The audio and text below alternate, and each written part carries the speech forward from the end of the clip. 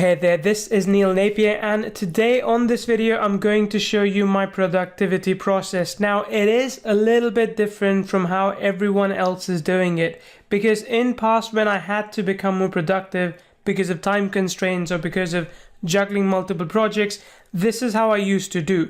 I used to do this thing called Getting Things Done, which is a really good book by, I think it's David Allen, and he talked about creating 3 lists in your business, in your personal life, whatever you want. List of things that you need to do right now, list of things that you need to do later, and list of things you don't want to do. And the things you don't want to do, either you discard or you give to someone else. And it's a pretty cool concept and it works really well for a while, but the problem is that sooner or later you realize that you're still not making daily plans well enough. Then I read another productivity process which was mostly aimed at businesses. That was called 12-Week Year. I think maybe that was by David Allen, but it was an amazing book, amazing piece of productivity process which told me how to essentially plan out my entire year in 12 months, and I do this for business, and how to squeeze everything into monthly tasks and then weekly tasks and then daily tasks. And that process worked really well as well, and it still does to this day with my team. But when it comes to my own sanity, I sometimes struggle with exactly how I can organize my thoughts. So it's been interesting trying to come up with my own productivity system which just works well for me, and I've seen a lot of other people doing something similar, so I'm going to show you what it is I do every single day. So every single day, based on also the concept of Eat the Frog, which is a book by, again, I don't remember the name of the author, but he talks about eating the frog early in the morning, which is doing one thing which you absolutely hate doing but you have to do, and you do that the first thing in the morning. You don't touch anything else till then. Now I don't eat the frog,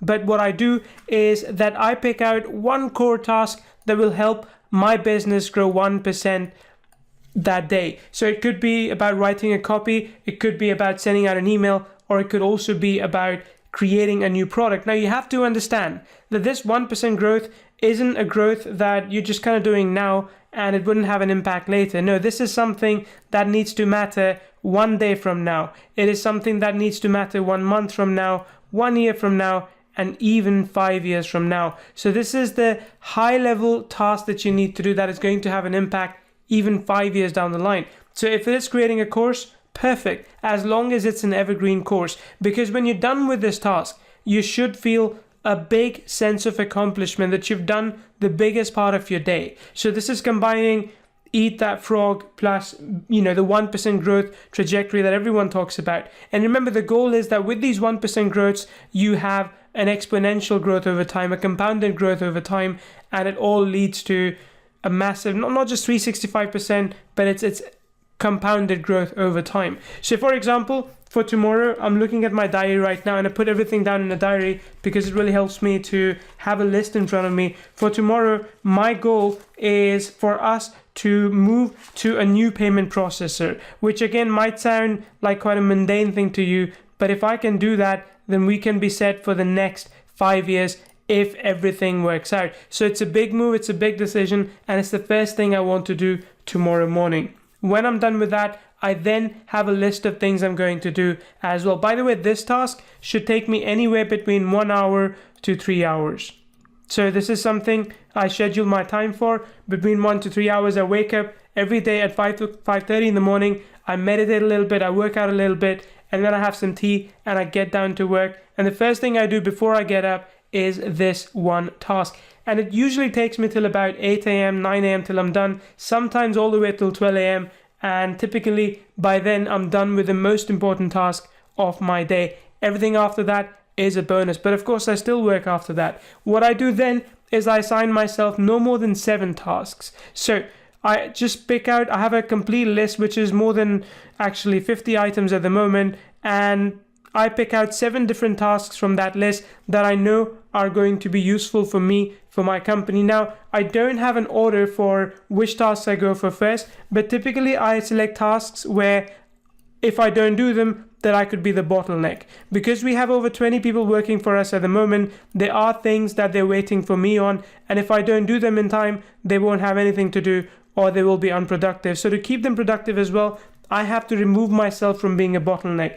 I try and do that for most of the things, but for some things, I just have to make the first move. So if I find that there's a task that there are dependencies on, I usually attempt to do that task in my day. So this is one thing I work on all the time.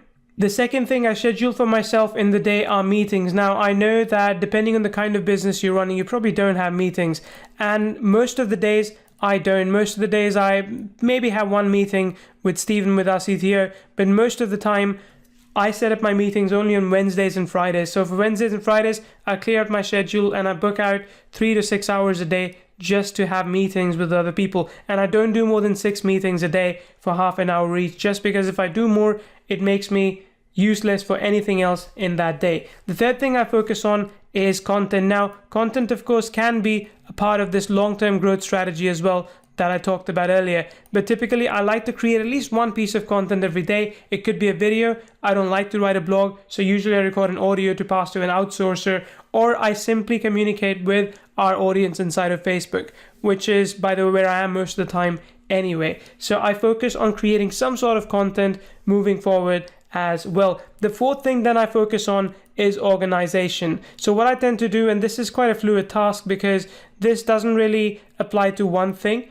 but what I do is I go into our Asana and I make sure that I organize not just my own day, but I help out my other teammates as well. So if there's someone in my team who's struggling with knowing what the priority order is, if they don't know what they need to do next, if they're looking for work, I make sure I arrange that they have some work to do. So these are typically things that I do in my business every day to make sure that I remain busy, I remain active, and it allows me to maximize productivity in the morning in the things I need, which are going to have a compounded growth effect even 5 years down the line. And rest of the day, if I'm not putting out fires, I'm doing one of these 4 things. There are other things as well that go into this once in a while. And typically the way I organize my day is that I usually create a list for the entire week that I need to accomplish, which again comes from that 12-week year that I talked about.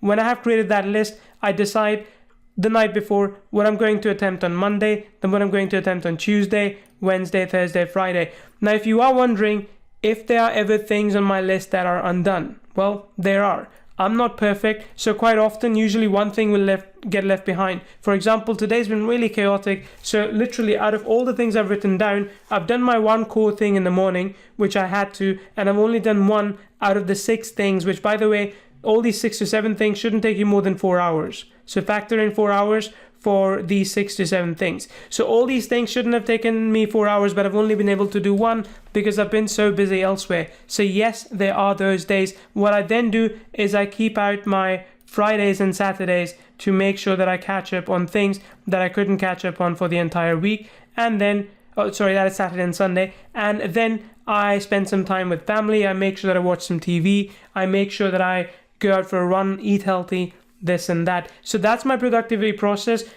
Again, the key takeaway for you should be that your core thing that you should work on in a day should be that one thing that has an impact even 5 years down the line if you are thinking that far ahead. And the other things in your business, they can be anything you want to be, but they should move the needle a little bit. They should help your team if that is what is necessary. And they should also help you network as well if that's what you like doing. So you can replace these items with your own items. It could be networking, it could be socializing, whatever it takes, whatever helps you succeed in your business and in your life, you make sure you make that part of your productivity process. So I hope you found this training useful. Make sure you subscribe on this channel if it's the first time you're here, and also make sure you check out our Facebook group, and I'll link to that underneath this video. This is Neil Napier from Kyvio Lab. Thank you so much for watching this video.